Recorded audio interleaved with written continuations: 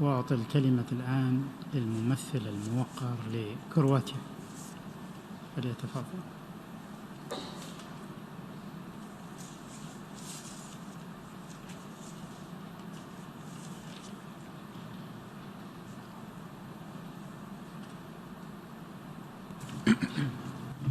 Mr. Chair, this year we are commemorating the 30th anniversary of the adoption of the widest ratified convention in the UN's history, the Convention on the Rights of the Child.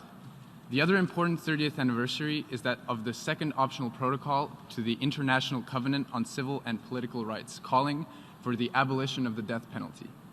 In relation to the death penalty, it is important to draw attention to Article 37A of the Convention of the Rights of the Child, which prohibits imposing capital punishment on persons under 18 years of age at the time of the alleged offense.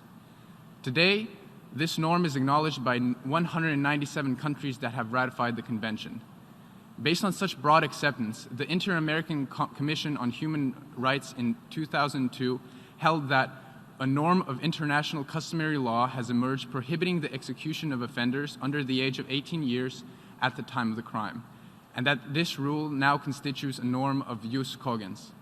However, there are concerns by the International Commission against the death penalty that Croatia shares. Reports suggest that in at least 7 states, child offenders can be sentenced to death by lethal injection, hanging, shooting, or stoning. Children, no matter what they have done, deserve better. The lives of millions of children have improved through progressive realization of rights and fulfillment of obligations enshrined within the Convention and its optional protocols.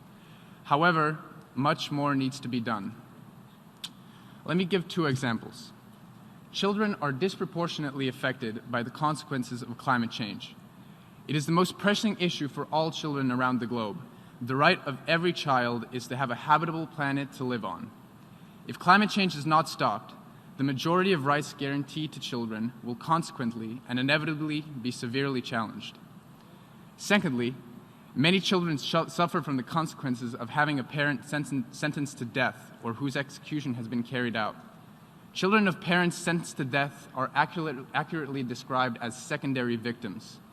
The impact of potential sentences, including death sentences, on the child's best interests that the CRC calls for should be considered at all times. I call on all states to take appropriate measures, including legislative, to protect the children and ensure that every child grows up in a safe and nurturing environment, free from existential threats, violence, and discrimination. I thank you.